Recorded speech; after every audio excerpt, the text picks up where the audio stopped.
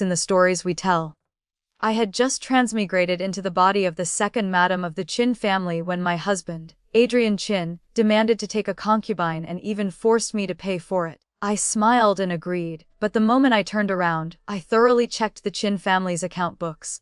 Half a month later, everyone in the Qin household discovered that their monthly allowances had been cut, the food portions reduced, and even the incense money for the ancestral hall had been stopped. Madame Beatrice Qin slammed the table, scolding me for being stingy. I calmly took out a silver needle and replied, "Mother, don't be hasty.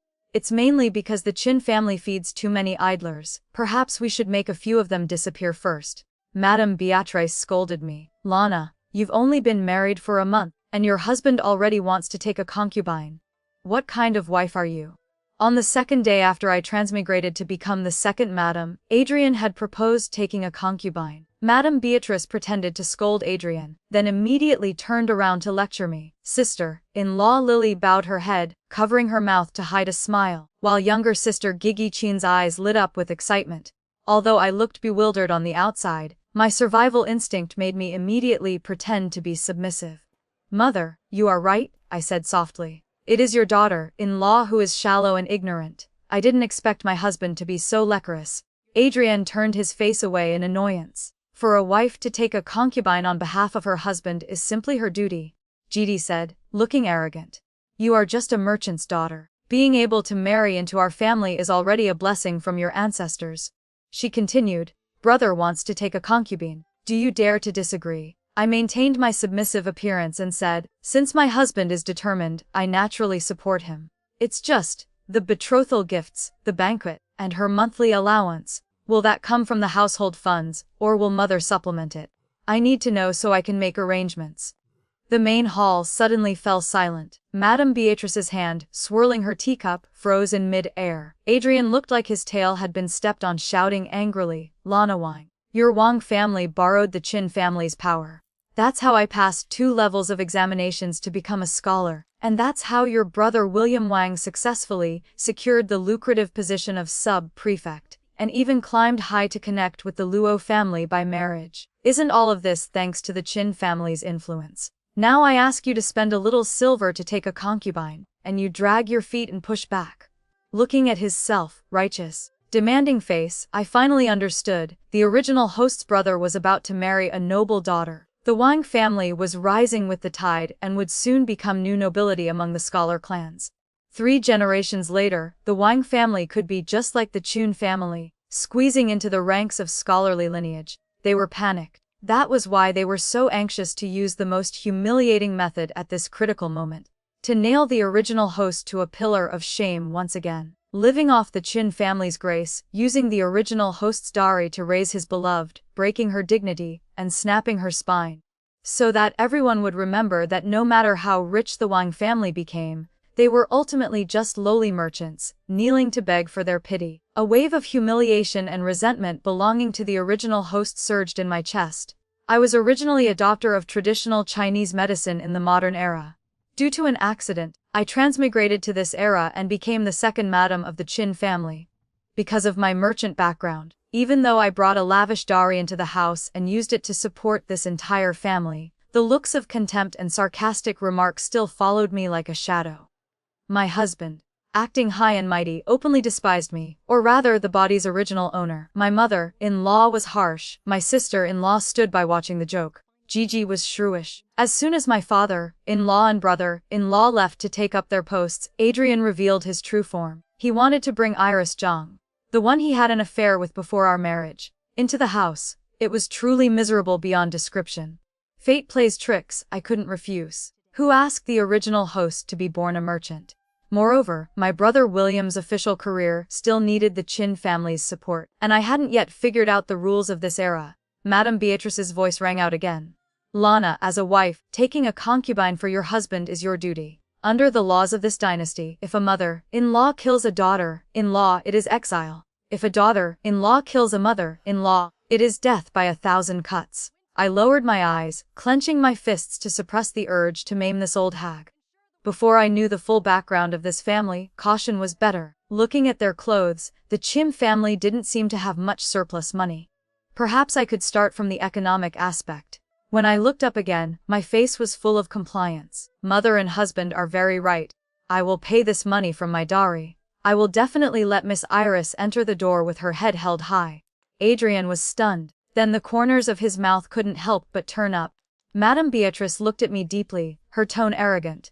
It is best that you are so sensible. Then go and arrange it thoroughly. Silver, I have plenty. It just depends on whether you have the fortune to enjoy it. On the day Adrian took the concubine, I used the most dazzling golden silk from the original host's dowry. The bridal sedan chair was a tier higher than a standard concubine's. The banquet had 30 tables. The guests even included the families of censors who were at odds with the Qin family. Iris wore a wedding dress I personally selected, her head glittering with pearls and jade. The surroundings buzzed with whispers. Who said the Qin family was aloof and frugal? Yet, seeing this bustling and extravagant scene, the Qin family took the guests' gossip as a display of their power and felt incredibly smug. Adrian was busy consummating the marriage with Iris, completely unaware that the banquet was filled with mocking eyes and discussions. Late at night, I sat alone in the courtyard.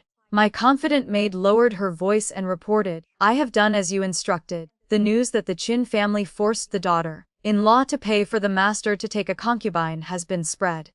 I closed the account book in my hand and nodded. After these few days of observation, the Qin family turned out to be much poorer than I imagined. Iris had not been in the door for 2 days before she put on the airs of a favored concubine. When she came to pay respects, she was too lazy to even lift her eyelids. I didn't mind, simply instructing the steward, set Iris's allowance according to the lowest standard for a concubine. The maid beside her quickly came to complain. I spoke gently. The second master is noble and pure, it is inconvenient to trouble him with vulgar things like silver. Since the concubine loves the second master, she should be a little frugal. Turning around, I immediately cut off the supplementary snacks in Iris's courtyard. In less than 3 days, Iris withered. She finally understood that for this so-called noble Qin family, even the silver hairpin on her head was made from my dowry silver. As for Adrian, apart from sweet love words that were cloying to death, he couldn't take out half a coin. At the early morning greeting, Madame Beatrice took my hand. Jiggy is about to get married. Given our family's situation, her dowry cannot be too shabby. I immediately replied, "Mother is right." I answered crisply. Then I asked with concern about Gigi's marriage. Learning that it was a decent farming family that studied, I smiled and said, "It is indeed a good marriage. Sister Gigi is marrying over there. The dowry must be generous. In case your husband wants to take a soulmate later, you will have surplus money in hand so you won't fall into a passive position." Beatrice added. The smile on her face froze. I looked worriedly at Gigi. Sister is a daughter of a scholarly family. You absolutely must not learn from Iris, relying on your husband's favor to lose your sense of propriety. That would be. I stopped my words at the right moment. I shook my head and sighed.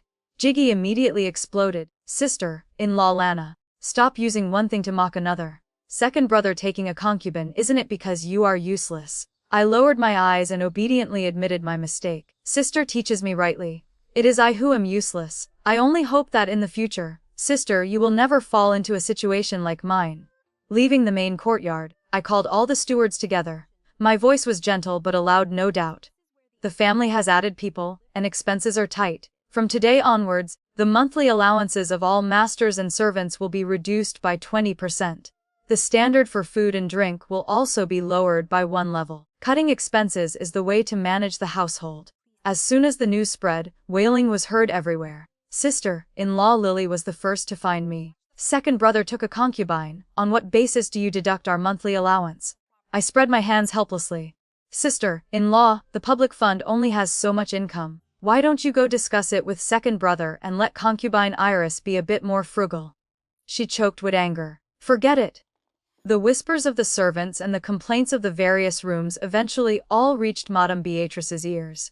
She knew very well what I was doing in her heart, but she could only darken her face and say nothing. That day, the incense in the ancestral hall went out, and the Qin family's food rations had been continuously reduced for half a month. Finally, Jiggy couldn't take it anymore and slammed her chopsticks on the dining table.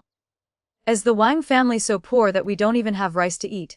Don't you have a lot of dowry? Why don't you take it out to make up for the household expenses? Isn't that what you should do? I put down my bowl and chopsticks and slowly raised my eyes. I had finally waited for this stupid sentence. My gaze swept over Jide, over Madame Beatrice's gloomy face, and stopped at Adrian's averting eyes. I looked at Adrian but spoke softly to Madame Beatrice. My father loves me. He originally said that after the marriage, he would give an additional 100,000 silver taels, specifically for the Qin family's expenses. It is just a pity. I stopped at the right moment, leaving a lingering tone filled with unspoken sarcasm. It is fortunate that before the original host's wedding day, Adrian already had an ambiguous relationship with Iris and made a big scene. Determined not to marry the original host, the Qin family, wanting the Wang family's economic backing, forced him to marry the original host. My father-in-law knew he was in the wrong and specially promised that as long as the original host married into the Qin family would absolutely not touch her dowry. Therefore, even if I don't take out a single copper coin, the Qin family has no right to criticize me. Madame Beatrice and Lily's dagger, like gazes, dug fiercely into Adrian, the culprit who caused all this. Adrian opened his mouth, but not half a word could come out. He finally tasted the flavor of being forced by money. What I needed to do was let them hug that shattered nobility all over the ground and think it through slowly. When begging others, one must have a begging attitude. Madame Beatrice knew I was using this as an excuse to act out, but she couldn't do anything to me. She pointed at the table full of pickled vegetables. But for you to do this is too stingy. Who manages a household like you? I pulled out the silver needle I was holding, gently twirling it between my fingers, and whispered, Mother, don't rush. When the Qin family truly lacks silver, this needle will naturally have its use. I told Madame Beatrice that the reason the Qin family lacked money was mainly because it supported too many idlers. The silver needle lightly stabbed into a piece of winter melon. Or perhaps, let a few idlers disappear first. Madame Beatrice looked at the silver needle in my hand. Her face extremely ugly. She used 200 taels of silver to send Iris away. Adrian stormed over to find me, his eyes red. Poisonous woman. You clearly did it on purpose. I flicked the abacus without even looking up. Husband, speak carefully. I already paid the silver for you to take the concubine. Do I still need to pay to support the concubine? Where is your face? Do you still want it or not? Do you still want the reputation of a scholarly family? I gave him another suggestion. It's not impossible to let Iris come back in. Husband, you bear Iris's expenses yourself, how about that? He looked like his throat was being strangled, his face turning purple. The Qin family's nobility was real, but the other side of nobility was poverty. He struggled to support himself. Where would he get spare money to raise a concubine? You just wait. He threw down a threat and left unsteadily. During the Dragon Boat Festival, I returned to my maiden home. The realgar wine in my hand hadn't even touched my lips when a sentence from my father froze the festive atmosphere in the entire room into ice. Your brother's marriage with the Luo family is ruined. The round fan in my hand dropped to the ground with a thud. Before, hadn't the horoscopes already been exchanged, just waiting to propose? I heard my own voice tighten. Father's face was as gray as iron. He slammed the teacup heavily onto the table, his gaze cutting into my face like a knife. Rond. It happened just yesterday. The Luo family sent someone with a message, saying their family style is pure and upright, and they dare not climb high. His chest heaved, his voice suppressing anger, low and cold. Do you know why? It is all thanks to your wonderful in-laws. The Qin family didn't know where they leaked the news, secretly reminding the Liu family, saying, although William has talent, he is ultimately of merchant background, with shallow roots, and furthermore. He paused, his eyes filled with disappointment and blame almost spilling out. And furthermore, they said your temperament is arrogant, that after marrying into the Qin family, you looked down on your elders and stirred up the household so it has no peace. The Luo family is such a noble scholarly clan, they value family reputation the most. Hearing that our family has such a restless daughter, how could they not hesitate? My mother stood aside wiping tears, her voice choked. Lana, are you being too hard at the Qin family? Even just for your brother, you should have endured a little. Father's words were like poisoned needles, piercing deep into my heart one by one. Yes, I had pushed too hard recently. Countering the concubine, cutting household expenses. None of it left the Qin family any face. Since they couldn't do anything to me, they pulled the firewood from under the cauldron, directly destroying my brother's future and marriage. Inside the carriage returning to the Qin family, I clenched my fists tight, my fingernails digging deep into my palms. The anger burned so hot that my internal organs ached, but in that extreme rage, a ray of cold clarity was forced out. Qin family. Very good, very good. The carriage passed by that familiar deserted alley, the sign of Bao and Pharmacy, looked particularly dilapidated and desolate in the twilight. An idea, like lightning tearing through the night sky, suddenly lit up my entire mind. I continued to besiege the Qin family economically. The food rations and all treatments for the family dropped vertically. Yet Adrian could not learn how to bow his head and be soft. Perhaps in his eyes, a woman of merchant background like me was not worthy of his concession. Just because of this world, the gap between scholars and commoners was like a chasm. Lowly merchants only deserved to kneel and offer money, begging for their charity to condescend to associate with them. This time Adrian could be considered to have improved a lot. Seeing that I wouldn't listen to reason, he stood on his high horse and dropped a sentence. Lana, have you forgotten the purpose of marrying into the Qin family? Before he finished speaking, the silver fruit knife in my hand made a swish sound. It stabbed deeply into the watermelon on the table. I yanked the knife out, bringing a spray of bright red juice with it. I stabbed it again, and again. Husband, I said, slowly wiping my hands. I didn't hear clearly just now. Please say it again. He took 2 steps back, as if he was knowing me for the first time. I leaned over. The silver knife stabbed into the watermelon again, then pulled out, then stabbed again. Repeating this, dark red juice splashed everywhere, resembling human blood. I picked up a handkerchief and calmly wiped the fruit juice off the blade. Does my husband have anything else to say?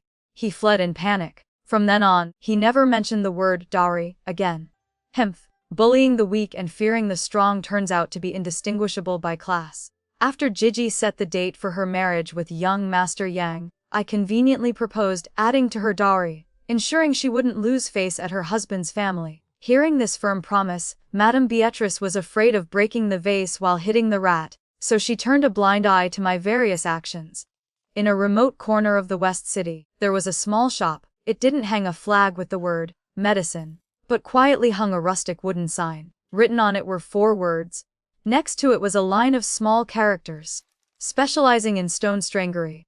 Women's diseases require an appointment card. Acute diseases discussed separately. No house calls. The kidney stones that modern people often suffer from were mostly called sound strangery, or stone strangery, by the ancients.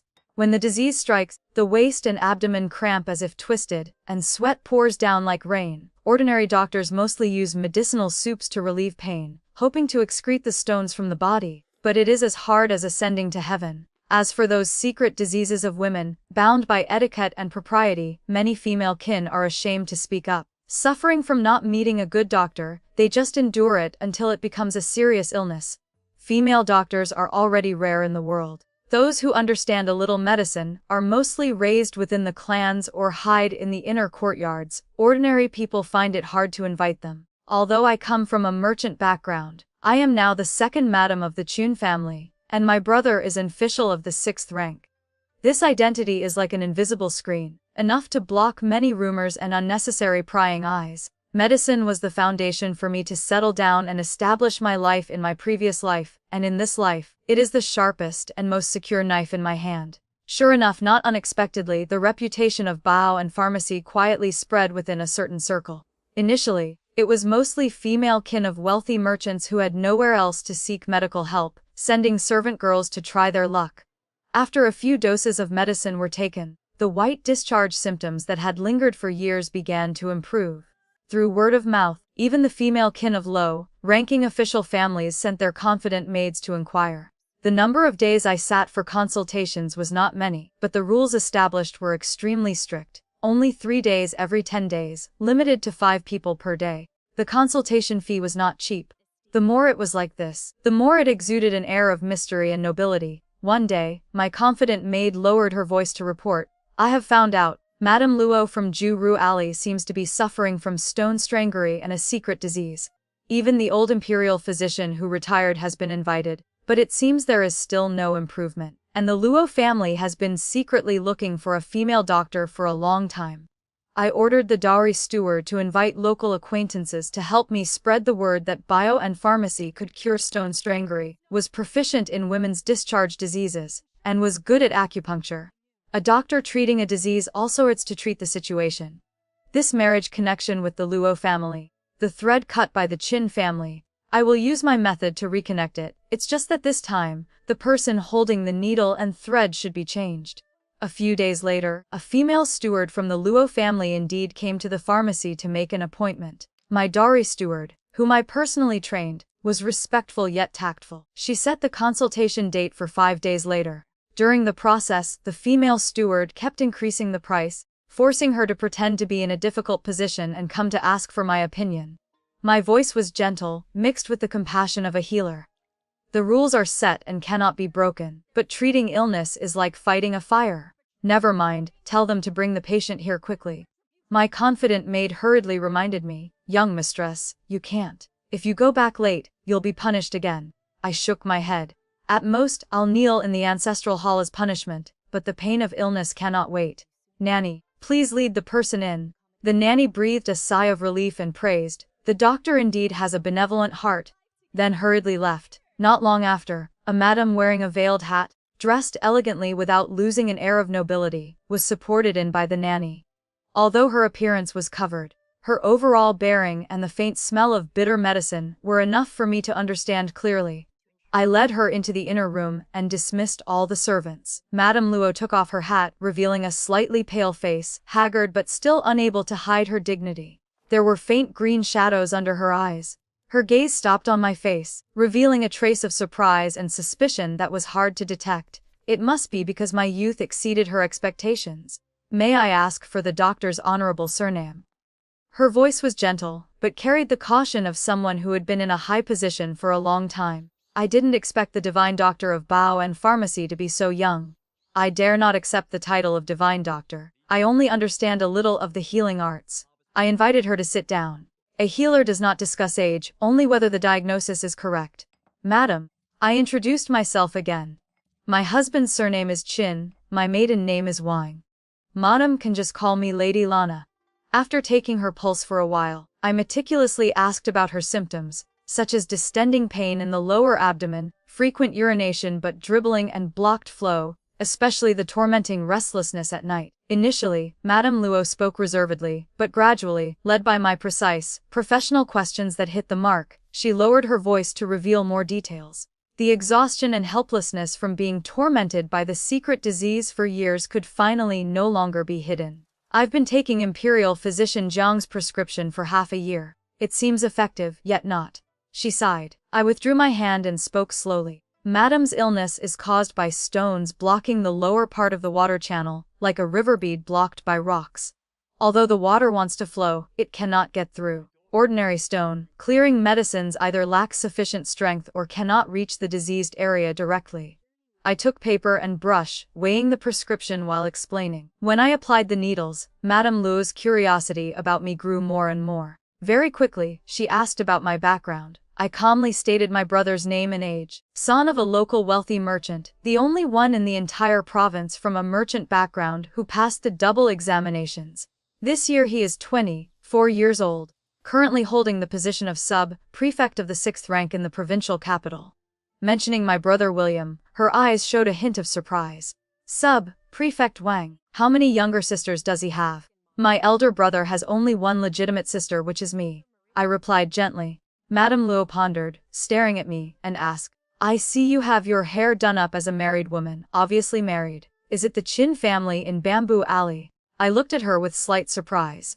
Madame predicts things like a god. I am indeed the second daughter-in-law of the Qin family. Women practicing medicine have many taboos, and the Qin family is a scholarly family bound by tradition, forbidding it even more. This time, I was forced to return to my old profession out of helplessness. I hope Madame will help me keep it a secret. Madame Luo was stunned, looking at me intently for a long time. You are that Qin second, Madame. I nodded, revealing a bit of embarrassment on my face. She didn't understand. Since you have such medical skills, why must you hide it? Knowing a female kin who understands healing arts is such a rare asset in social interactions among officials. I smiled bitterly, my words tactful but clear. My husband doesn't like it, and the husband's family manages strictly. In the eyes of the Qin family, medical skills are ultimately just a petty trade, difficult to step into the hall of great elegance, so they don't want people to know. Madame Luo was astonished, then immediately became angry. As the Qin family is this conservative? A woman who knows medicine. What a great help she is in inner courtyard diplomacy. Truly a family that has read books until their brains turn to stone. I hurriedly lowered my eyes, then turned to say a few words about how the Qin family treated me leniently, knowing when to stop. At this moment, the maid outside softly reported that the next patient had arrived. I temporarily left the needles in Madame Luo's acupoints and stood up to go to the side room. The person who came was a woman with a sallow complexion. The illness was a discharge condition. Although severe, it was not incurable. I considered prescribing the cheapest yet most effective prescription, carefully instructing her. This prescription is low cost, but the medicinal power is a bit slow. You need to take it continuously for half a month. Avoid raw, cold foods and pent-up anger. The woman thanked me profusely and left. The maid beside me mumbled at the right moment, her voice not loud but enough for the inner room to hear. "Mistress, this medicine money isn't even enough to cover the capital." I gently scolded. "Woman, don't have it easy. Help if you can." From the inner room came Madame Luo's voice, sounding somewhat urgent. "Lady Lana, how much longer?" I answered and returned to steadily remove the needles. She immediately stood up and walked quickly to the restroom. A long time later, she returned, her brows relaxed and her steps light. She sighed. "It has been a long time since I felt this relieved. Lady Lana is truly a divine doctor." I smiled faintly. "Madame praises me too much. If I can administer acupuncture one more time tomorrow, the effect will be even better." My maid hurriedly interrupted. "Young mistress, I'm afraid tomorrow won't work. You've been out long enough today. If you return late." I suddenly realized the implication and looked apologetically at Madame Luo. "I am truly sorry," I said, my voice tinged with regret. "My family indeed has strict rules." Madame Luo frowned, speaking decisively. "What is difficult about that? Tomorrow, I will send an invitation to your manor inviting you as a guest. Your mother-in-law shouldn't have anything to say then, right?" Seeing my look of difficulty, she laughed coldly. "You just accept the invitation, leave the rest to me to arrange. Wait for my news tomorrow." After sending Madame Luo off, I slowly gathered my silver needles. The Luo family lived in Ju-Ru Alley. The path to the peak of the scholar official class in Jinling had been quietly reconnected. The next day, the Luo family's invitation was delivered to the Chun family, specifically inviting all female kin in the residence, but emphasizing that the second madam must be present. At that time, I was standing in attendance beside my mother-in-law. Hearing this, I immediately lowered my head, my fingertips unconsciously twisting my handkerchief, my voice soft and carrying a mix of delight and anxiety. "Mother, can I go too?" Madame Beatrice held the gold-flecked invitation in her hand. Her smugness at being invited by such a noble family sank slightly. In front of the Luo family steward, she ultimately couldn't afford to strip the other party's face. She only turned her head and scolded me with a stern face. "Since it is Madame Luo's good intention, you just follow along. Remember this well, speak and act cautiously. Don't lose the face and rules of the Qin family." I responded with, "Yes, yes." My appearance submissive to the extreme. That steward glanced at me and Madame Beatrice, bowed slightly to me, and then took his leave. The Luo family was indeed worthy of being the top local official family. Their residence occupied half the main street, with layers of deep courtyards and an imposing atmosphere, completely incomparable to the Qin family's poverty masked by feigned affluence. Madame Luo received guests in the flower hall, chatting amiably with Madame Beatrice and sister-in-law Lily with dull social pleasantries. Not long after, she found an excuse to send an elderly servant to lead me into the inner room where she lived daily. As soon as I arrived, Madame Luo followed closely behind, waving her hand to dismiss all servants. The polite smile on her face immediately dissolved, replaced by a look of genuine comfort and closeness. She held my hand and said immediately, "Good child, you are truly my lucky star. After returning home yesterday, that unbearable distending pain was gone, and urination was completely clear. For the Qin family to have someone like you and not cherish it, but instead suppress you. It really is." I hurriedly smiled and interrupted her, using the same old reasoning. "Madam praises me too much. Being able to marry into the Qin family is my blessing. As long as it benefits my brother's future, other matters are insignificant." Madame Lu shook her head and sighed. "This child is truly too honest." She pulled me to sit down, changing her tone to casually ask about Adrian taking a concubine. I didn't embellish the story, I simply presented the facts truthfully. From how Adrian wanted to break the engagement before the wedding, but wanted me to take the blame, to forcing me to pay for Iris after the marriage, then Iris being arrogant and having her allowance cut by me, and finally being sent away by Madame Beatrice.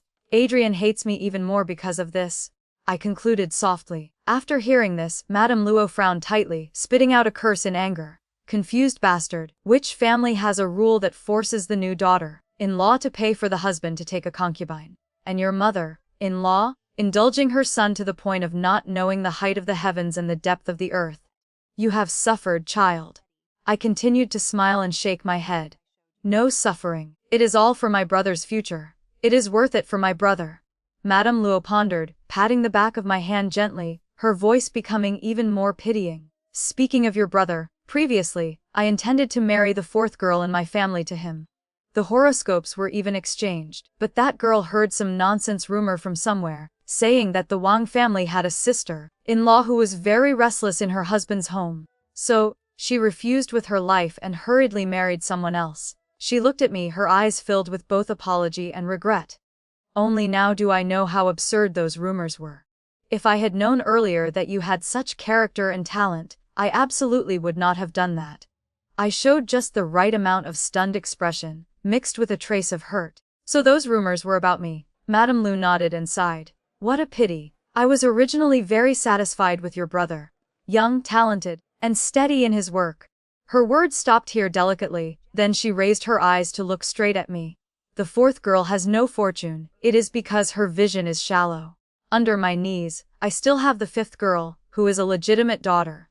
It's just that her temperament and appearance are ordinary. I don't know if your brother would look at her. Legitimate daughter. My heart suddenly skipped a beat. I could barely suppress the surging joy and the pleasure of a successful scheme. The fish had finally taken the bait, and it was a much fatter fish than expected. The very next day, I found an excuse to hurriedly return to the Wang family. When father heard that Madame Luo intended to marry her legitimate daughter to my brother, he was so shocked he jumped straight up from his taishi chair, nearly knocking over his teacup. Is this true? The legitimate daughter of the Luo family. A burning light burst into his eyes. The look that only appears when a merchant sees a God-given opportunity. Father, speak cautiously. I hurriedly held him back, lowering my voice. Madame Luo only mentioned it in passing. The variables are still great, but precisely because of this, our Wang family must show 120% sincerity and respect. We must set the posture first, so when the opportunity comes, we won't miss catching it. After arranging everything at home properly, I took the 20,000 silver taels my father gave me as usual and returned to the pharmacy. That day, Madame Luo came to the pharmacy in person. This time, beside her was a young lady dressed in light yellow, wearing a red gold butterfly hairpin. Her eyebrows somewhat resembled Madame Luo's, only her chin was slightly tilted up, carrying the arrogant air of someone who had never experienced the hardships of the world. This was the Luo family's legitimate daughter, Eleanor Luo. Madame Luo smiled and introduced us. This is my little daughter Eleanor. Eleanor, this is the Qin family's second madam your mother mentioned, Lady Lana. Eleanor's gaze landed on me, assessing me with curiosity. That look carried a natural sense of superiority. Not necessarily malicious, just the familiar posture of a null young lady who had been overly protected. Seeing me place just a few needles on her mother's ankle and calf, she couldn't help but be surprised. Just a few stitches like that, and it's so effective. Waiting for me to remove the needles while Madame Luo went to the side room to change, Eleanor leaned in close, her voice frank. I heard mother talk about your situation. The Qin family treats you like that, and you can endure it. If it were me, I would have turned the sky upside down long ago. She pouted, wearing a look of naive indignation.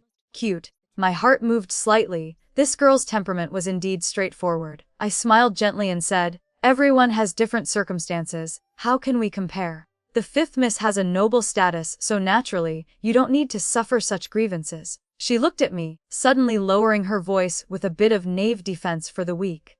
The Qin family treats you poorly, and your brother is an official now. Why do you need to stay there and suffer? Divorce him and go home. Let your brother back you up, wouldn't that work? I laughed internally.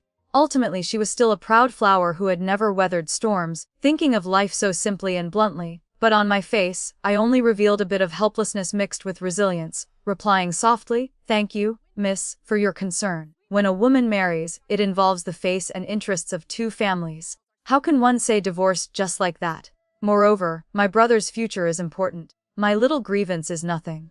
My words were half true and half false, showing weakness while demonstrating that I knew how to prioritize the bigger picture. After hearing this, Eleanor's gaze toward me held a few more degrees of sympathy, even mixed with a trace of respect. Sending the Lu mother and daughter off, I sat alone in silence in the pharmacy for a long time. Eleanor, this person was arrogant but not vicious, naive and easy to coax. Her nature was still quite pure. With such a personality, being the legitimate daughter-in-law of a high-ranking noble family might lack the necessary tact and roundness. But if the Wang family could successfully marry her, it would be an extremely good signal for me. My brother William's road to success, and the support for the latter half of my life, might truly rest on the shoulders of this arrogant yet naive eldest miss. Afterward, Eleanor took the initiative to come to the pharmacy a few times, but I wasn't often there. Not finding anyone, she was a bit annoyed. When she finally met me, she couldn't help but complain. I apologized guiltily. I am truly sorry. As a daughter-in-law, I have no freedom. My mother-in-law has been managing strictly lately. It's not easy to come out for a trip.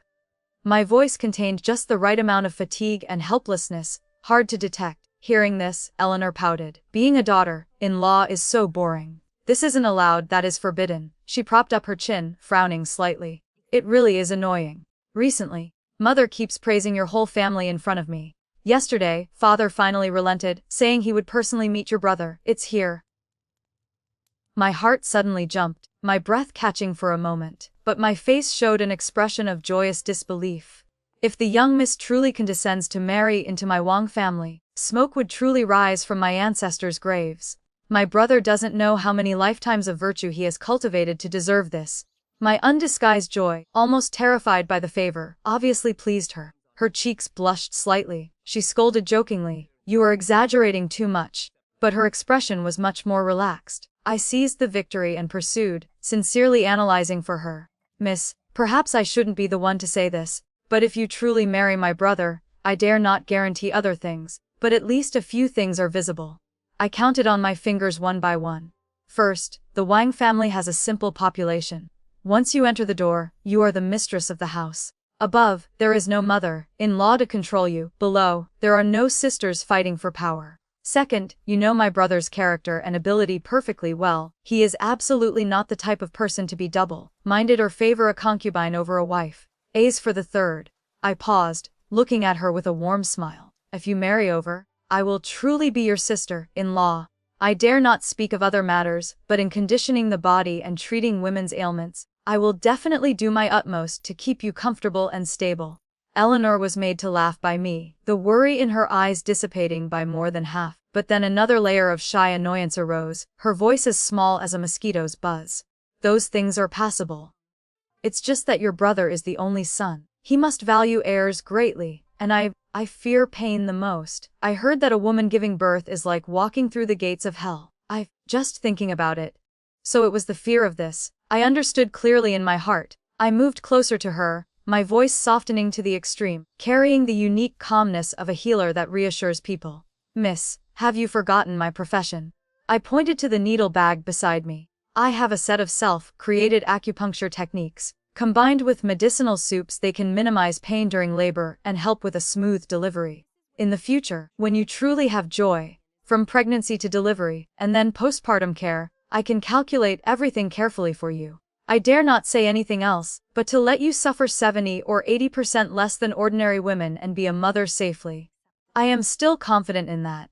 Eleanor let out a long sigh of relief. "Hearing you say that, I'm really not that afraid anymore."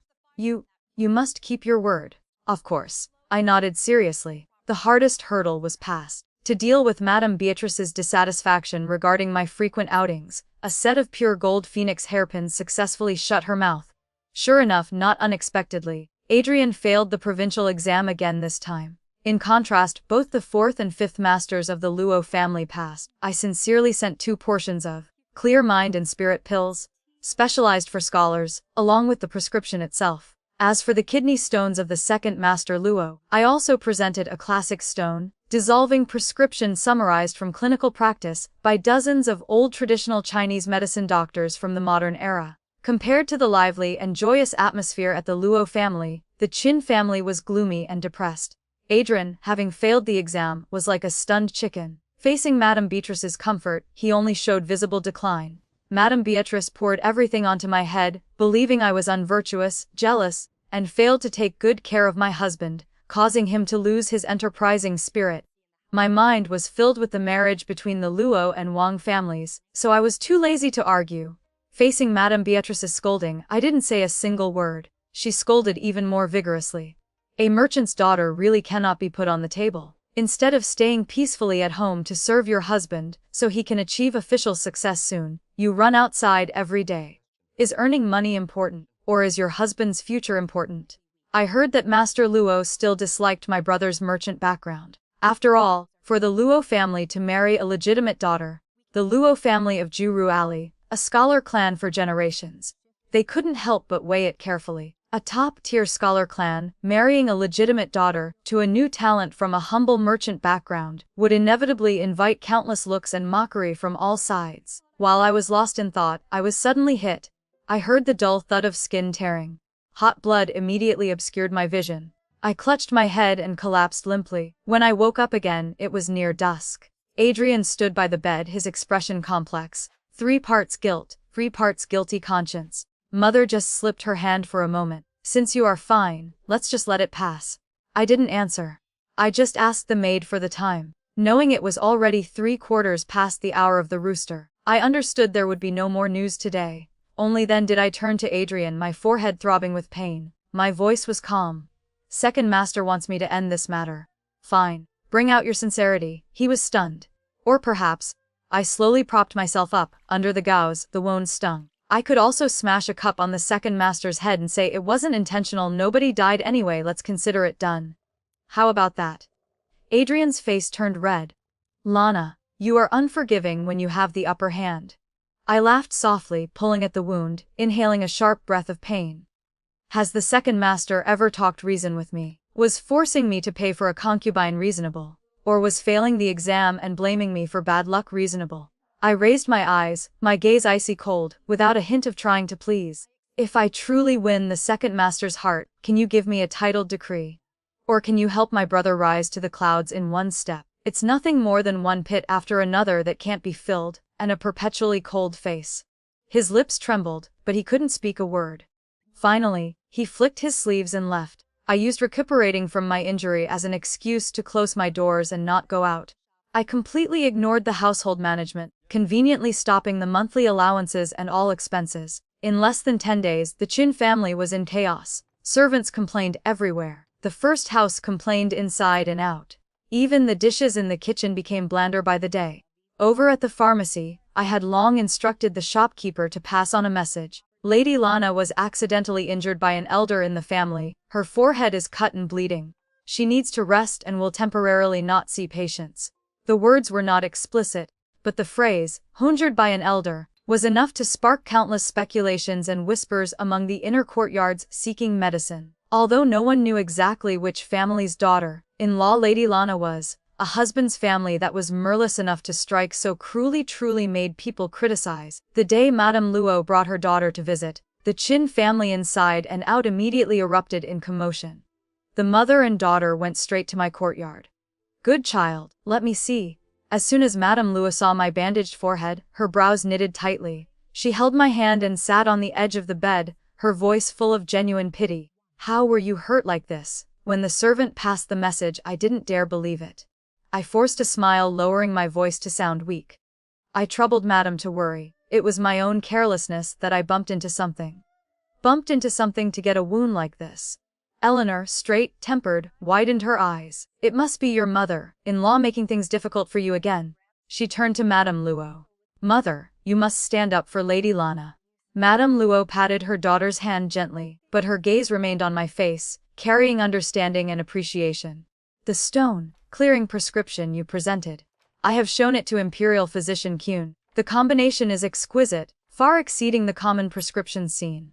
Especially the usage and heat control of those few medicinal guides. They are even more rare. The Luo family acknowledges this heart. Her voice was gentle, but every word weighed 1,000 pounds. I understood her meaning. A secret formula capable of conquering a difficult disease was of unparalleled value. That weight was enough to make any clan reconsider the value of the person offering the formula. I used it not only to cure Second Master Luo but also for the Wang family, and for myself, to exchange for a protective talisman. Madam exaggerates. I lowered my eyes, my voice sincere. Medicine is originally to save people. Being able to help the second master of your noble house is the blessing of the prescription. The Wang family has shallow roots. Not being despised by Madam is already a blessing from the heavens. Madame Luo looked at me deeply. How could she not know I had something to ask? But that request came with solid, tangible merit and potential that could not be underestimated. It became a transaction that could be sat down and discussed. Eleanor's marriage has been decided. Your brother is a steady person. She lifted her teacup, gently brushing aside the floating foam, her voice calm but carrying the weight of a decision. In the future, you will be Eleanor's legitimate sister, in law. In the Qin family, the face you should have, absolutely cannot be lacking. This was public backing, and also a warning. Eleanor immediately nodded vigorously, leaning close to me, whispering loud enough for the whole room to hear. That's right. In the future, you must be tough. Don't fear them. You are my future sister-in-law, don't make me lose face. While we were speaking, Madame Beatrice, having received the news, rushed over. Her face was piled with a forced smile, her forehead sweating delicately. I didn't know Madame Luo and the fifth miss graced us with their presence. The reception was poor, truly rude. Her eyes shifted, glancing at the wound on my forehead, and she explained dryly. A few days ago, it was my carelessness. My hand slipped. This child is too honest. Madame Luo only gave a faint mem, drinking her tea leisurely, not even bothering to lift her eyelids. Eleanor, however, had no such reservations. She already disliked the Qin family intensely. Hearing this, she raised her eyebrows, her clear voice carrying undisguised questioning. Old Madame Qin's slipping hand really knows how to pick a spot, slipping straight onto the daughter-in-law's forehead. Today the hand slips and breaks a head. Tomorrow if the hand slips and pushes her down the stairs, how do you plan to explain it? If such family style of the Qin family spreads, I'm afraid it won't be good. Madame Beatrice's face instantly turned purple like pig liver. She opened her mouth but was struck dumb, stuttering, unable to speak, only able to continuously smile apologetically, repeating, misunderstanding, slipped hand. The Luo mother and daughter didn't stay long. They solicitously instructed me to rest well, left quite a few precious medicinal tonics, and then stood up to bid farewell. Madame Beatrice enthusiastically saw them off all the way to the inner gate. After sending off this great Buddha, when she returned to my courtyard, the smile on her face could no longer be sustained. She looked at me with uncertain suspicion and probed. Lana, since when did you know Madame Luo and become so close? I leaned against the pillow, closing my eyes and frowning, my voice weak and unbearable. Mother, my head hurts terribly. I want a rest. She choked, standing before the bed in a dilemma. Her face alternated between green and white. Finally, she dared not say another sentence and awkwardly withdrew. The door closed softly. I slowly opened my eyes, reaching out to touch the bandage on my forehead lightly. My fingertips were icy cold, but the corners of my lips curved up in a very faint arc. Borrowing someone else's power is still power. Jiggy Qin's marriage was set in such a subtle atmosphere. The other party was the Yang family, a scholarly stream. Being well matched in social status was originally a joyous event, but because of the Qin family's internal chaos and simmering pressure, the joyous atmosphere still carried a sense of forced exhaustion. Madame Beatrice finally couldn't sit still, sending someone to urge me. Adrian directly kicked open the door, storming in angrily. Lana, how long do you intend to make trouble? Are you going to manage this house or not? Before he finished speaking, a panicked voice, cracking cry from the Dari steward suddenly came from outside the courtyard, shouting as he ran in. Second madam, the old master sent someone to report good news. The eldest young master has officially become betrothed to the fifth miss of the Luo family in Ju Ru Alley. The horoscopes have been exchanged, and the date is set. The old master specifically invites Madam to return to the manor immediately. The entire room fell silent death. The anger on Adrian's face instantly froze, transforming into disbelief mixed with a trace of panic. What? William, he is marrying the legitimate daughter of the Luo family in Jiu Ru Alley. I didn't look at him. I stood up on my own, put on makeup, and prepared the carriage. He seemed to only recover his senses then, grabbing my sleeve with one hand, his voice urgent. Lana, I am still speaking to you. I pulled my sleeve back, too lazy to even pay attention to him.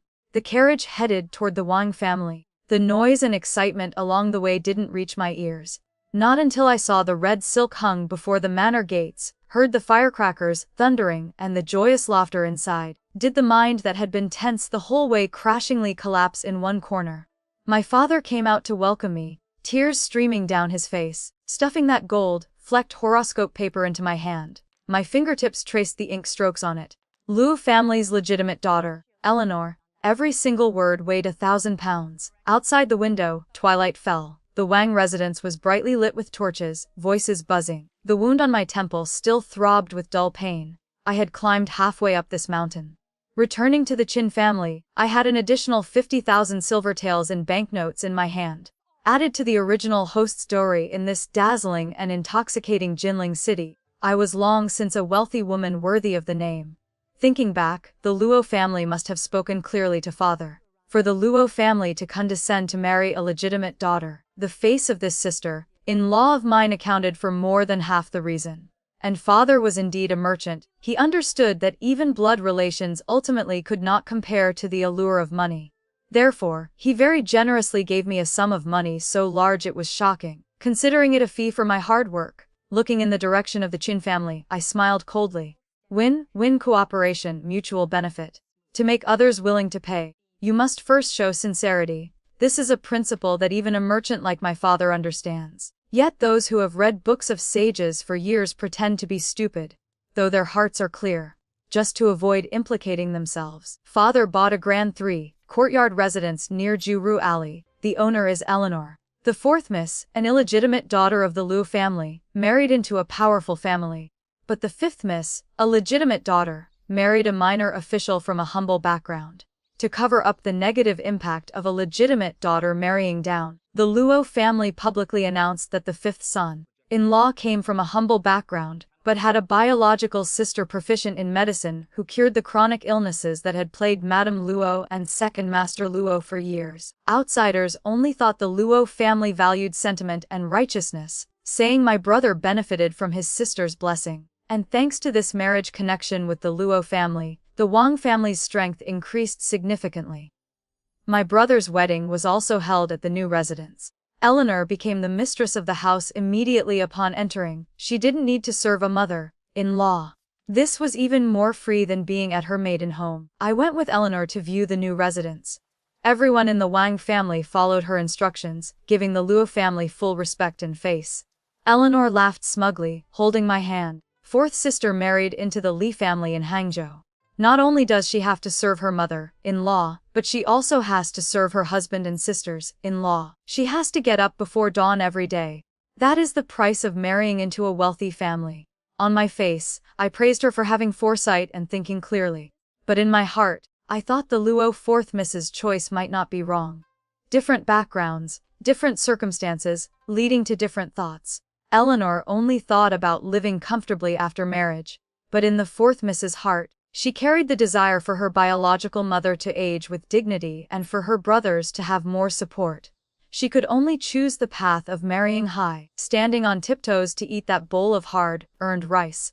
Like me, naturally, because of the marriage alliance between the Wang and Luo families, I was in a very good mood, so I upgraded the Qin family's food rations, adding 2 meat dishes and some seasonal fruits. I also sent 2,000 silver taels to my father-in-law, Master Richard, in the distant prefectural capital.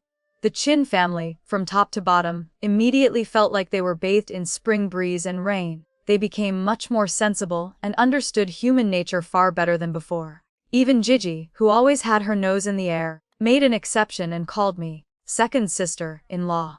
The one who changed the most was none other than Adrian. That day, I accepted an invitation to the prefect's manor. Early in the morning, I was looking in the mirror to adjust my makeup. The maid was pinning a red gold phoenix hairpin with kingfisher feathers holding a pearl into my hair. This was a style only female kin of officials ranked 5th or higher were allowed to use. I wore a sky blue Hangzhou silk cloak embroidered with lotus flowers and twisting branches. Elegant in color without violating the rules, exactly the most popular style among the female kin of scholarly clans right now. Adrian walked in leisurely at this moment. Standing by the mirror, his gaze fell on the dazzling gold and kingfisher feather on my temple, pausing for a moment. His voice carried a deliberate casualness. "Are you going out today?" The prefect's wife sent an invitation, inviting me to admire some new pots of chrysanthemums. I looked at him through the bronze mirror, my voice calm. His Adam's apple moved slightly, and a glint of light flashed in his eyes, a mix of curiosity and unwillingness.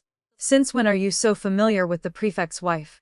By this point, I understood clearly in my heart. Ever since my brother connected with the Luo family, my reputation as Lady Lana, accompanied by my excellent medical skills in treating women's secret diseases and severe stone strangery, had quietly spread within the circle of official female kin in Jinling.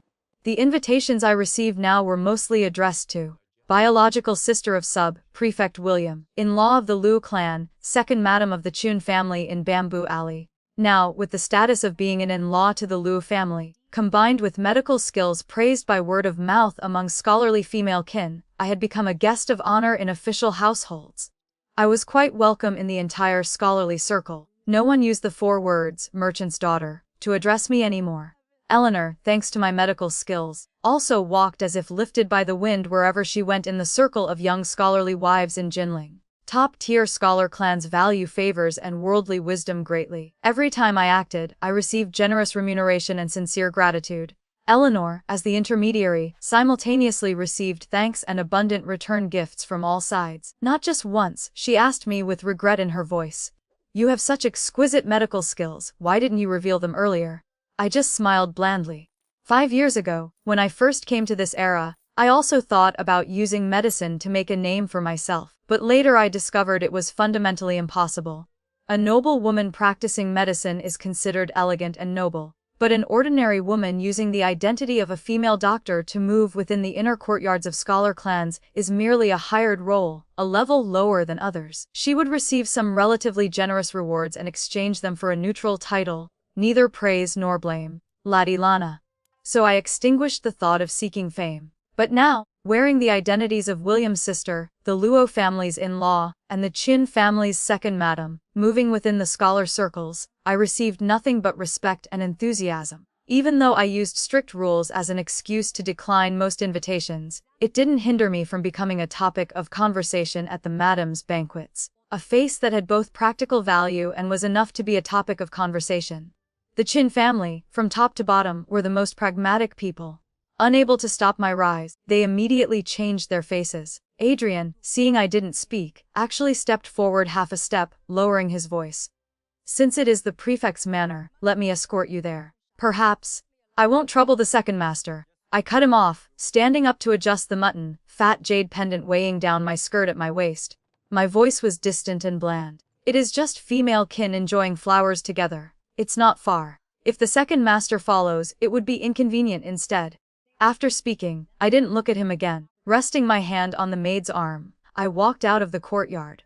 Outside the gate, a sedan chair with a green silk roof and cloud patterns was already waiting. The sedan curtains were embroidered with elegant orchid patterns, and 4 bearers stood respectfully. This was the regulation only female kin of officials with rank could use when traveling. I stepped steadily onto the sedan chair. The curtain fell, completely cutting off the figure of Adrian, who stood stunned in place. The prefect's wife came out to welcome me right at the second gate, simultaneously introducing me to the background of this male patient. He was the highest local official, in charge of the entire provincial civil service examination. "Is the madam accompanying him?" I asked.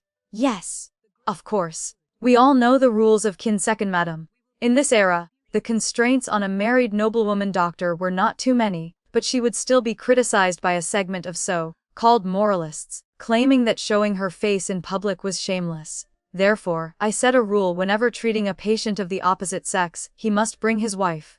If there is no wife, he must bring female kin from his family or a reputable female intermediary to accompany him. This was also to prevent the Qin family from knowing about it later and using it as an excuse to cause trouble. Under my acupuncture, patient Governor Chu finally found relief. To show his gratitude, he proactively asked about my husband's family. Lady Lana is actually the daughter-in-law of Judicial Commissioner Qin. This official Chun is really having a daughter-in-law with such medical skills, yet hiding and covering it up. Governor Chu had obviously investigated me beforehand and mentioned my husband. Adrian passed the county, prefecture, and academy exams at 17, becoming one of the few young scholars in Jinling City. Although he failed the provincial exam this year, he is still young after all. Just settle down for another year or two, and in the provincial exam 3-year, he will surely pass high. I smiled and replied, "Thank you for your kind words, my lord. My husband is still young, and his temperament is not yet steady enough." Failing the provincial exam this time was not unexpected. Gigi's wedding date had been set. Under the expectation of Madame Beatrice and Jade, I displayed my dowry edition gifts as the second sister-in-law, a set of Lessons for Women and Regulations for Women, printed exquisitely, and 2 bolts of fine cloth commonly used by scholars, precious, elegant, yet practical. When Jade was about to flare up, I indifferently dropped a sentence. Sister-in-law Lily is the eldest sister-in-law, and she only gave a set of jewelry. I cannot outshine the eldest sister-in-law, can I? Then I took out a purchase slip, but my dowry edition is not inferior to my sister-in-law's. Look, around 48 silver taels. After all, it's goods from my own shop. Isn't the price casually written by me? Jiggy was so angry she was about to cry, while Lily covered her mouth with a handkerchief. In the entire Chun family, the most pragmatic person was none other than Lily. When Madame Luo and her daughter visited me, she immediately leaned towards my side. As for that mother and daughter pair, their attitude only began to change completely after drinking my brother's wedding wine. Madame Beatrice suppressed her anger. "Second daughter-in-law, you don't need to hide it from me anymore. Let's just talk clearly." She clenched her hands, taking a deep breath.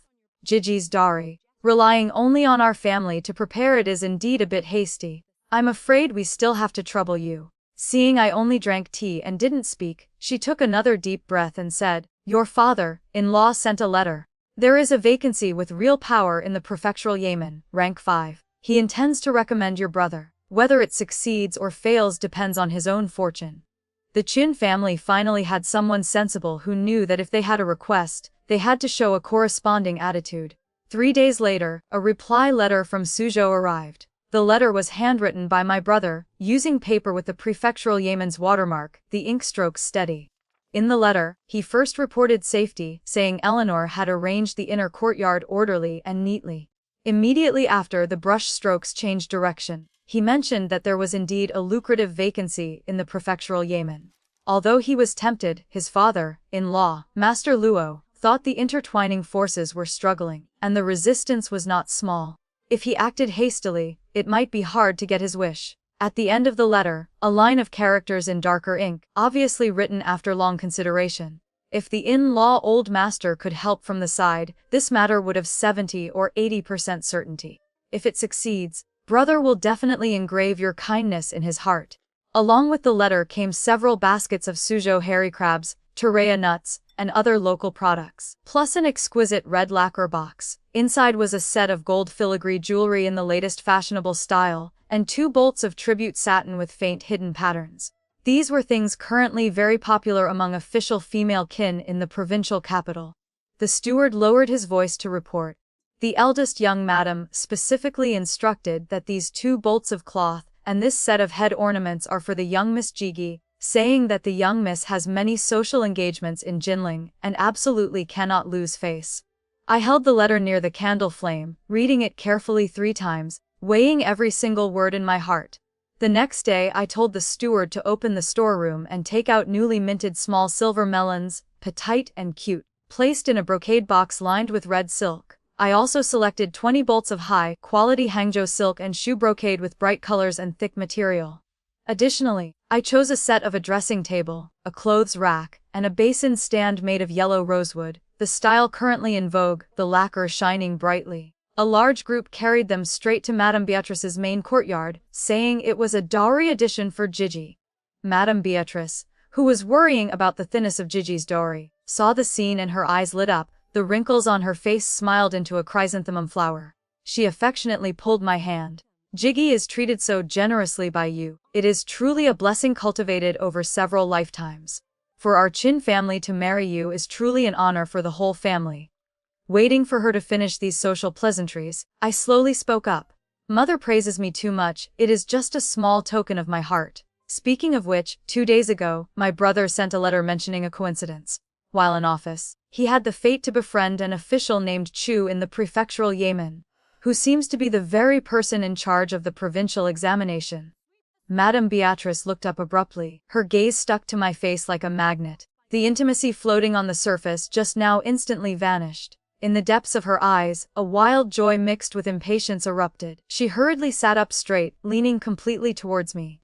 Official Chu, is it Governor Chu? Chu Kwidi Lunji. I took a sip of tea, smiling lightly, neither confirming nor denying. Some words only need to be touched upon, some bait only needs to be thrown out.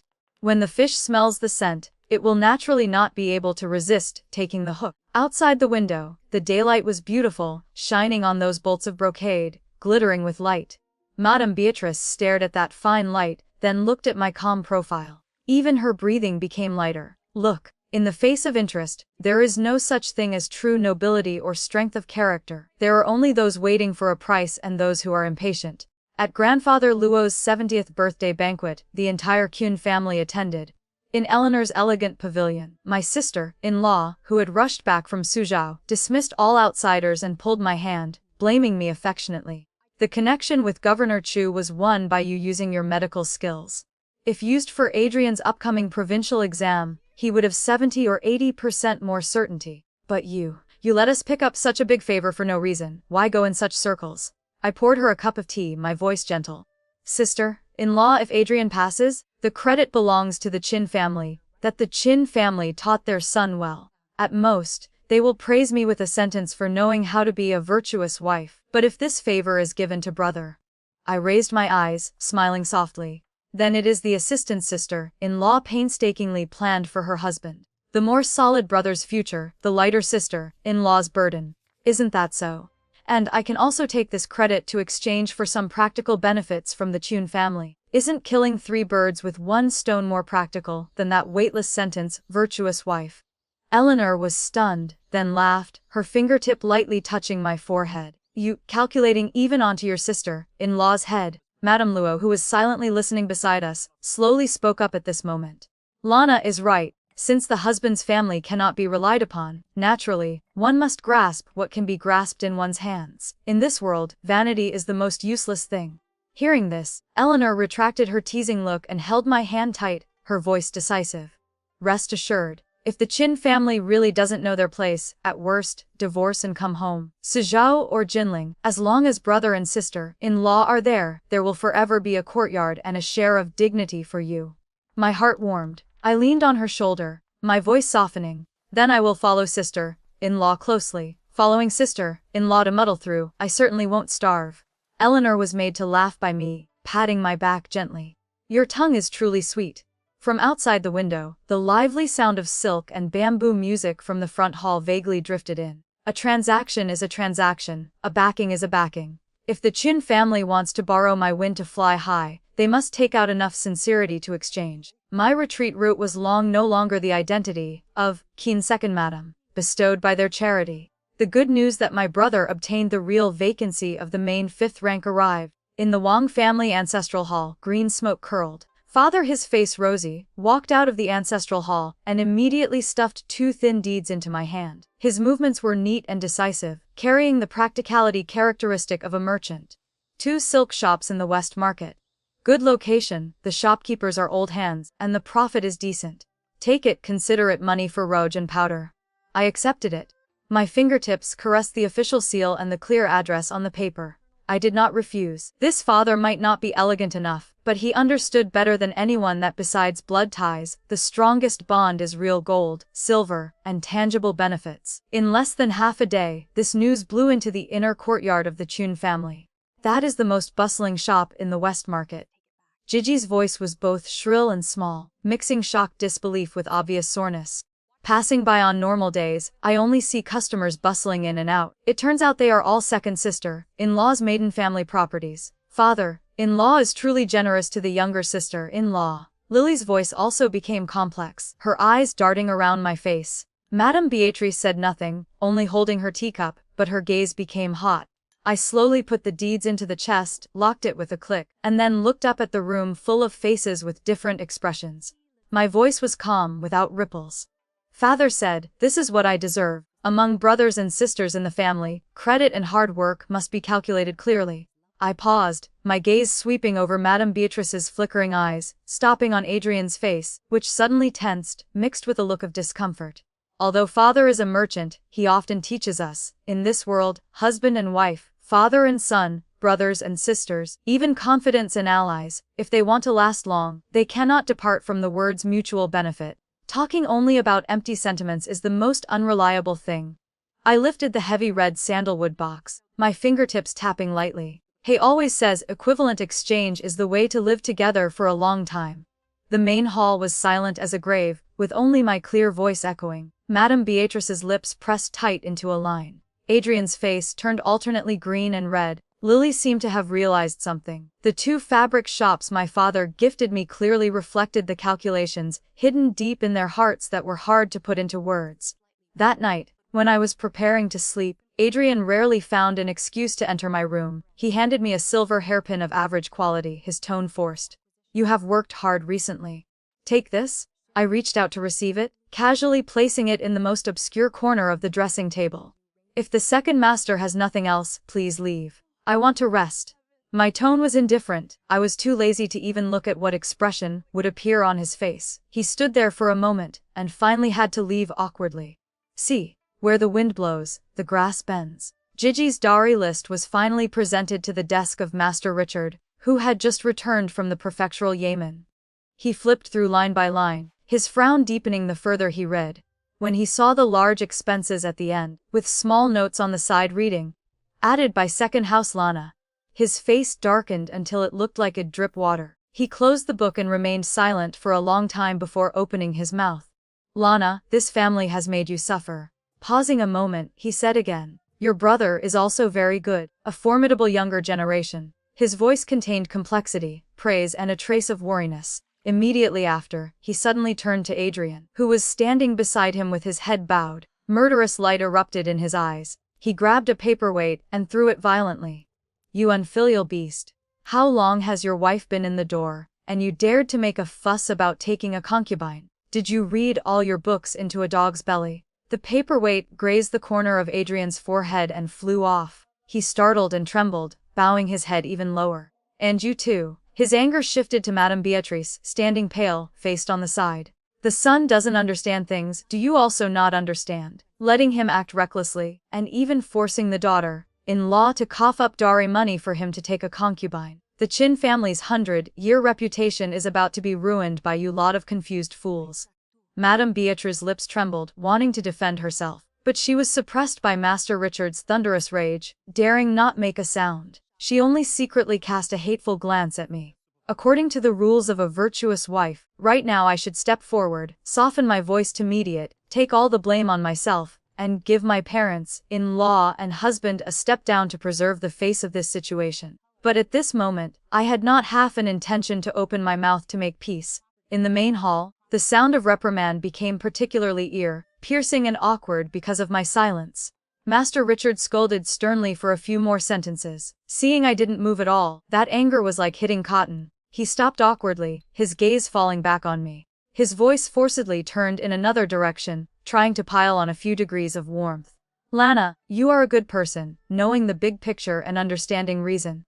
Before, it was Adrian being a bastard making you suffer grievances. From now on, if he dares to make you suffer even half a grievance, just tell me. Family law will absolutely show no mercy. He glared at Adrian. Did you hear clearly? Treat your wife well. Adrian's Adam's apple bobbed. His face alternated between green and red, grinding his teeth to squeeze out a few words. Son knows. That night, Adrian indeed came to my room. He stood at the door, not approaching. His expression carried a few parts of awkwardness, completely devoid of his previous arrogance or anger. I have remembered father's words. In the future, I will fulfill the duties of a husband. Under the candlelight, his features were still delicate as before, but I suddenly remembered that this same face, when lingering over Iris, had been so infatuated. And when speaking vicious words to me, it had been so harsh. I turned sideways to avoid his breath as he intended to lean closer. My voice was calm, without a single ripple. Second master is joking. I am just a merchant's daughter. Being able to occupy the title of Qin second madam is already great luck. How dare I have other presumptuous thoughts, dreaming of my husband's attention. I raised my eyes, my clear gaze falling straight onto his suddenly stiff face. The night is deep. Second master, please leave, lest you soil your noble status. The warmth on Adrian's face was gradually replaced by shock, followed immediately by the humiliation of being insulted to his face and a surge of rage. He glared at me, his chest heaving violently. Finally, he gritted his teeth and spat out a few words. Good, very good. Lana, don't regret this. He carried his anger and slammed the door as he left. The sound of the door banging echoed in the night. I slowly walked to the window, pushing it open a crack. The night wind brought in a chill. Regret. Not now, and not in the future. Jiggy married, and I handled her return visit to her maiden home single-handedly. Although Madame Beatrice also spent quite a bit, the Qin family finally learned the principle of reciprocity. I paid the money, and they gave me practical benefits. The children from the Wang family's collateral branches whom I supported, and the students I sponsored, were all admitted to the Qin clan school. Although the temperament of the Qin family members was hard to judge, the Qin clan school was personally presided over by the Qin family's patriarch, Grandmaster Qun. He held considerable prestige in Jinling City. Grandmaster Qin was an old Hanlin scholar who had retired from office. He had once taught the current emperor. His scholarship and character were excellent. He was also the clan elder with the highest seniority and the loudest voice in the Qin clan. The sign scholarly family of the Qin family in Bamboo Alley owed half its credit to this Grandmaster Qin. Currently, the Wang family alone had 11 people studying at the Qin clan school. In addition, 2 with excellent aptitude were accepted as disciples under Grandmaster Qun's door. Sister-in-law Lily was also polite and ingratiating toward me. Sometimes, facing Madame Beatrice's unreasonable anger, she even timely helped me deflect some of it. On the day Gigi returned to her maiden home, the matter of me going out to practice medicine finally could no longer be hidden. It exploded in the Qin family like a pot blowing up. The cause was that Gigi feigned illness at her husband's house to avoid following rules. Who knew the feigned illness would become real? She fell sick properly and had to spend 12 taels of silver on medicine herself. She was so heartbroken over the money that it made her sick to her stomach. At the return banquet, she couldn't help but cry and complain to Madame Beatrice. If second sister-in-law had revealed her medical skills earlier, how would your daughter have suffered like this? And wasted that unjust silver. As she spoke, she embellished the story, recounting once over how I examined the female kin in the governor-general's manor and how I was received as a guest of honor. Hearing this, Madame Beatrice's face first turned pale, then flushed red. Finally, she slammed the table and stood up abruptly, pointing straight at me, her fingertips trembling. Good. What a good Wang daughter you are. You hid such great ability. Last month I caught a wind chill and spent 20 taels inviting a doctor. Last year my rheumatism flared up, and I hurt so much I couldn't close my eyes all night. Where were you then? Her eyes accused me of watching my mother-in-law suffer with open eyes. Where is your conscience? Why did my Qin family marry such an unfilial daughter-in-law like you? The gazes in the room instantly pinned onto me. Adrian also suddenly raised his head to look at me in surprise, as if knowing this person for the first time. Jiggy hadn't had enough yet and continued shrilly. Now everyone outside says our Qin family is blind, treating the daughter-in-law harshly. Even my mother-in-law and sisters-in-law mock me with half-hidden words. Mother, the Qin family's face has been completely lost by her. Madame Beatrice's chest heaved violently, turning to vent her anger on Adrian. It's all because you married a good wife. Are you still not going to discipline her? But Adrian rarely didn't chime in. He just stared at me, his voice dry. You know medicine. Why did you never mention it? I put down my teacup, raising my eyes to meet the angry or suspicious gazes across the room. My voice calm without a ripple. I treated Madame Luo. The Luo family used heavy gold and face to return the courtesy. I presented a prescription for stone strangery. The Luo family repaid it by marrying their legitimate daughter to my brother. I treated the prefect's wife. She took care of my family's fabric shop business. I treated the daughter of the assistant prefect. The assistant prefect then supported many of the Wang family's properties. I paused, my gaze slowly sweeping over Jigi, and finally stopping on Madame Beatrice's face. Mother, if I treat people they pay me consultation fees. Or are you saying that the daughter-in-law's medical skills, along with her very person, are the private property of the Qin family? You can take as much as you want, without needing to pay a price. Madame Beatrice was choked into silence, reflexively raising her voice to shout, I am your mother-in-law. It is a matter of course for you to show filial piety to me. Jiggy immediately chimed in. That's right. A merchant's daughter indeed has no rules. Mother is just too lenient. I ignored them, looking only at Adrian. Does the second master also think that once I married into the Qin family, both my person and my skills must be unconditionally dedicated for you all to use? Adrian's Adam's apple bobbed. He opened his mouth to speak, but under the fierce gazes of his mother and sister, he strangely remained silent. Returning to my courtyard, Adrian followed me in. Since the time I rejected his fulfillment of duty, he had been angrily cold for several months, treating me like air. Unfortunately, his indifference toward me was just like wind passing my face. I still lived my comfortable days as usual. Recently, I don't know if he clearly saw reality or if that pitiful bit of self-esteem finally learned to bow, but he started clumsily trying to please me.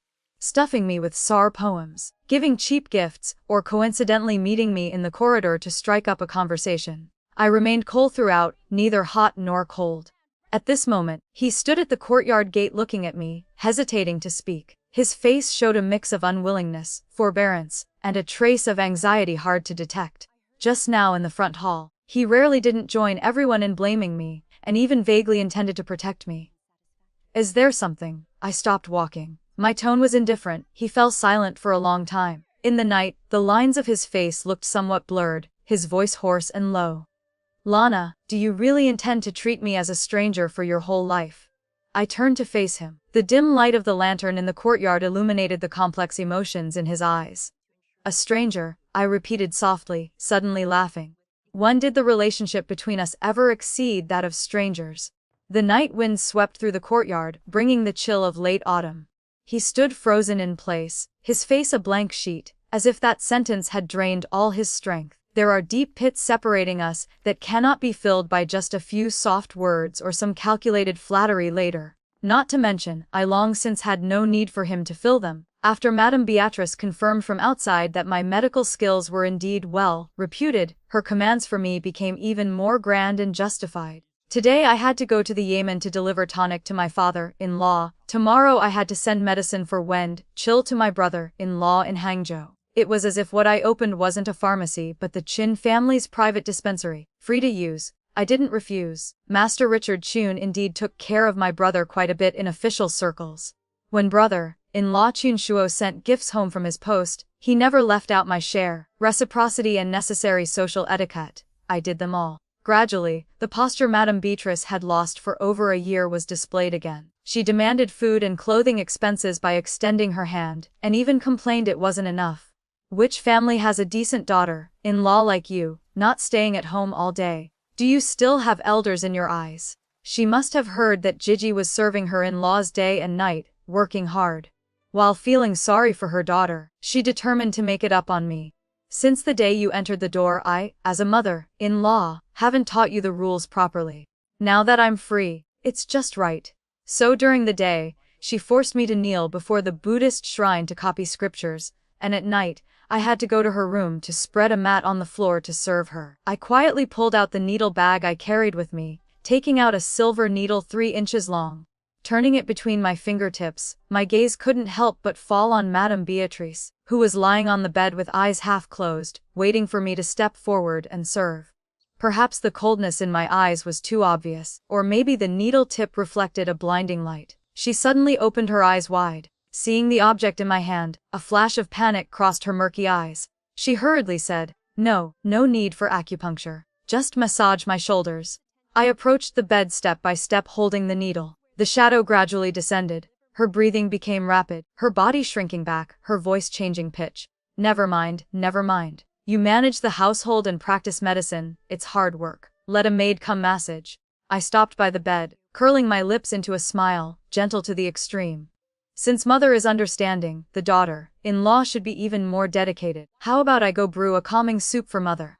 My voice was soft. No need to brew. She almost bounced up from the bed, waving her hands continuously. Let the servants do small things like this. You go back and rest. From that day on, Madame Beatrice suddenly became much more virtuous. Not only did her attitude toward me become gentle, but even the medicinal ingredients I actively brought over to condition her body were returned with excuses. She wouldn't touch them. Strange to say, her frequent headaches and backaches suddenly cured themselves without medicine. I twirled the silver needle in my hand, looking at the dazzling sunlight outside the window, sighing with some regret. It's really boring to death. It seems the new acupuncture techniques, recorded in the ancient texts, will have to find someone else for practice. After Eleanor had been pregnant for 7 months, the Wang family had sent over midwives, female doctors, and wet nurses in full. Yet her letters still urged me to come to Suzhou every 3 days. My brother's letters also came every 5 days, his words extremely earnest. Madame Beatrice held the thick stack of letters, scolding angrily. The Luo family is truly too precious. With this battle array, even the Empress carrying a dragon hair might not go to this extent. I see she is relying on her pregnant belly to hold the husband's family hostage. Father stopped her words hurriedly. Say a few words less. If you marry a high-born daughter to enjoy the benefits, naturally you must pay the price. He turned to me, directly slamming down a banknote of 10,000 taels.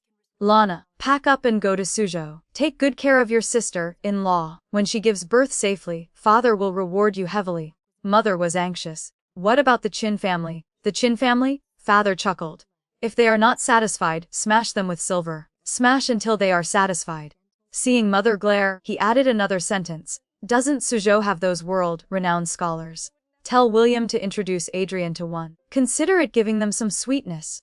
Touching the thick stack of banknotes, father remained as practical as ever, down to his bones.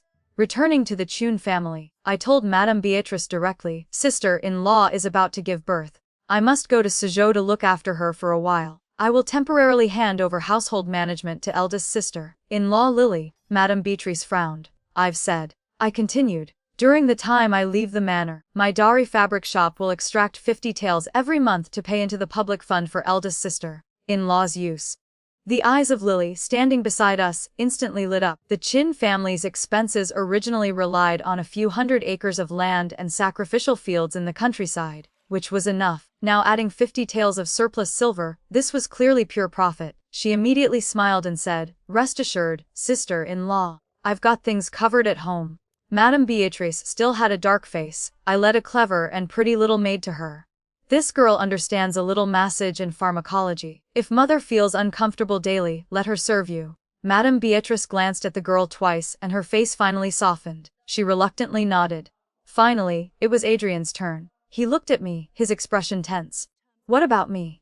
I have already prepared, I said lightly. If the second master stays at the manor, I can pay to help you take a virtuous concubine to handle daily life. I will bear all costs. Madame Beatrice immediately chimed in.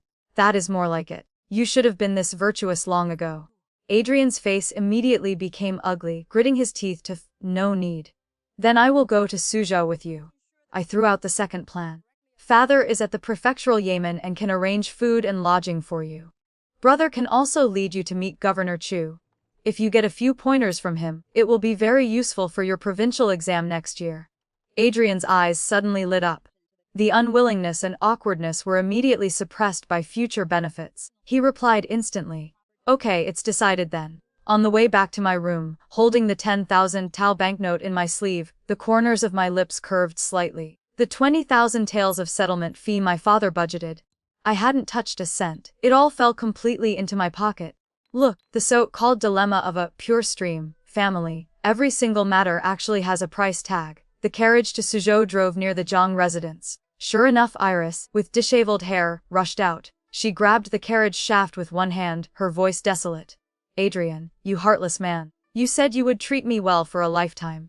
Adrian's expression changed drastically. He didn't dare get off, nor did he dare speak, only awkwardly stealing glances at me. I said calmly, I give you the time it takes to finish a cup of tea. Go down and resolve it cleanly.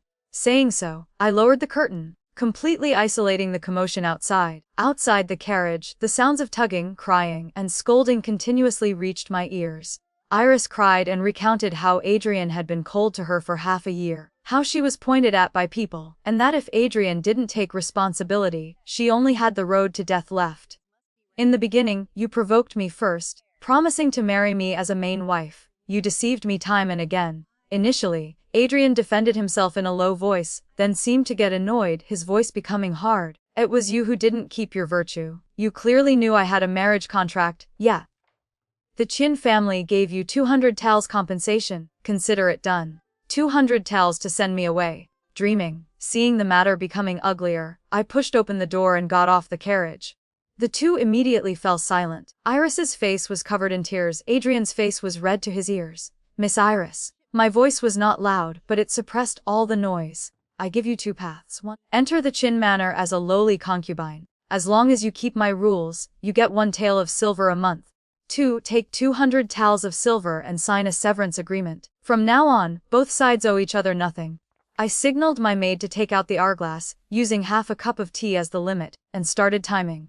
Sand falls. You leave. Iris's face changed repeatedly. Adrian hurriedly pulled my sleeve. Wife, this matter. I shook off his hand, not blinking. The hourglass is halfway. Iris screamed shrilly. 500 taels. Give me 500 taels. I glanced sideways at her. Do you think a man this stupid, vicious, and faithless is worth 500 taels? Iris choked. Adrian's face turned crimson, ashamed to the point of bleeding. Think carefully before answering, I said coldly. Time is up, I won't wait. The sand was about to run out. I turned to leave. Wait. Iris grabbed my sleeve, gritting her teeth. 200 taels, just 200. Adrian suddenly pushed her away, shouting angrily, on what basis should we give her money? It is clearly her own depravity. Slap. A crisp slap rang out. Adrian clutched his face, staggering back a step, staring at me in shock. Second Master Qin. My eyes were cold as ice. Your books of sages have truly been read into a dog's belly. Is your way of handling things to humiliate a woman you betrayed to the end? Forcing her to admit it's all her fault, that she deserves to rot in the gutter. Adrian's face turned pale. Around us, onlookers gathered, pointing fingers. Iris seemed awakened by my words, suddenly exploding. She cried and cursed desolately. Yes, I didn't keep my virtue. I am lowly. But what about you? Adrian, you read books of sages, clearly had a marriage contract, yet came to provoke me. You clearly promised to love only me. I am a loose woman, but you are a hypocrite, worse than a beast. Shut up. Adrian, ashamed and angry to the extreme, raised his hand to hit her. Slap. The second slap rang out especially piercingly in the silent street. Adrian stood frozen in place, 5 red finger marks clearly printed on his face. I withdrew my hand, dusting off my sleeve. My voice was not high, but every word hammered straight into everyone's ears. It seems Second Master Qin's books of sages are still not read thoroughly. You haven't learned how to be a human. I looked at Iris, raising my chin. Iris, remember this well. The humiliation of the past and the resentment of today are not my fault, but due to your greed, your stubbornness, and the fact that you too easily believed the devilish words of men. You can blame heaven and earth, but you can't blame me. But being able to cut off ties with this faithless man today can be considered fixing the fold after the sheep is lost. Take care of yourself in the future. Don't be deceived by the sweet words of scum-men again. Turning around to get on the carriage, I ordered, pay the money. Sang the curtain fell, blocking Iris's distorted crying face.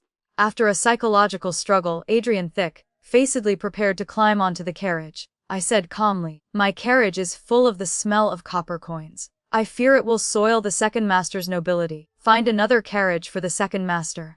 It must be decorated to look truly noble. I loudly instructed the steward. Adrian's movement to get on the carriage froze, looking at me in disbelief. I didn't bother looking at him again, ordering someone to invite him down, then led my people to leave haughtily. Some abscesses must be dug out in front of the public, only when the stench disperses can it truly end. On the way to Suzhou, Adrian silently followed behind the convoy all the way, keeping a distance neither far nor near. Several times his eyes glanced over as if he wanted to speak but stopped. I pretended not to see, only instructing servants to arrange food and lodging for him according to the simplest standard. Plain porridge and vegetables, a carriage with coarse cloth curtains. Conversely, it suited the nobility, he always touted. Arriving in Suzhou, he thick-facedly followed me to my brother and sister-in-law's residence. My brother looked cold. Eleanor didn't bother to give any face at all. One meal passed with Adrian sitting on pins and needles. Finally, he awkwardly found an excuse to go to the prefectural Yamen to find my father. At night, Eleanor held my hand and sighed. How long do you plan to wade through the muddy water of the Qin family? I trimmed the lamp wick, my expression calm. Adrian is worthless, but I still have him in my grasp. The mother-in-law and sister-in-law can't stir up any waves either. The Qin family's status is neither high nor low, just enough for me to work conveniently. Divorcing and remarrying is just jumping from one pit to another, having to rub shoulders and adapt all over again. Why bother? The current situation is usable and convenient. The next day, I went alone to the prefectural Yamen to pay respects to my father-in-law, Master Richard. He was as gentle to me as before, and even solemnly apologized for Adrian's previous absurdity, his words earnest.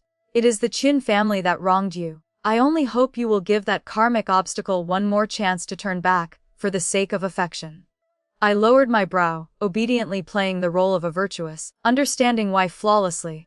Master Richard looked satisfied and rewarded me with several elegant and exquisite items. He asked a few questions about my brother and sister-in-law, then dismissed me. In the following days, I stayed at my brother's house, wholeheartedly helping Eleanor prepare for birth, while simultaneously starting to expand the pharmacy business to Suzhou. Relying on Eleanor's local connections, the ready-made medicines I prepared, pills for wind, chill, powders for headaches, pellets for dissolving stones, quickly opened up the market. The title, Qin Second Madam of Bamboo Alley, Jinling, spread throughout the circle of officials Qin in Suzhou. As for Adrian, he was forced by my father to apprentice under a great scholar in Suzhou, studying hard. My brother also kept his word, introducing him to the chief examiner, Governor Chu. In the middle of winter, Eleanor safely gave birth to a son. I personally helped her with postpartum care and looked after the infant. When her body improved, Eleanor asked me privately, "You and Adrian have been married for over 3 years. Why is there still no movement?" I was playing with the swaddled nephew. Hearing this, I laughed.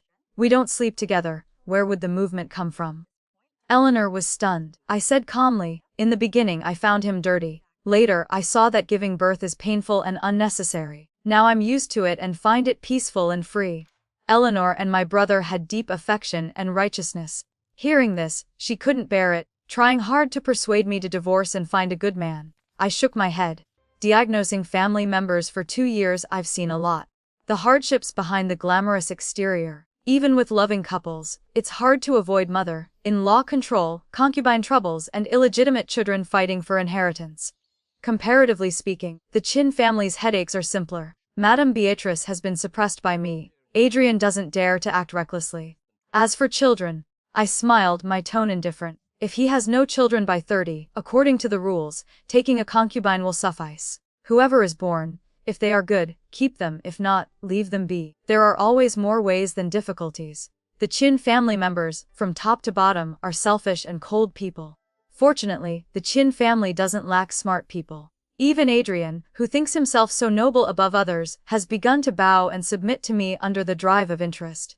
As long as my own value is high enough, whether I am filial or not, or whether I can bear children, is no longer important. A divorced woman is like a widow, the troubles faced are not few. I hate trouble. The identity of Qin's second madam is more or less a protective talisman.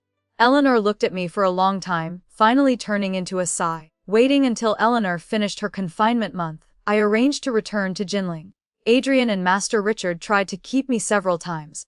Ultimately, giving face to my father-in-law, I temporarily moved into his official residence, conveniently taking over the housekeeping duties. Master Richard's 2 chamber maids were extremely sensible, acting very respectfully in front of me. In the blink of an eye, it was time for the provincial examination again. After 3 years of endurance and hard study, Adrian's name finally appeared on the list.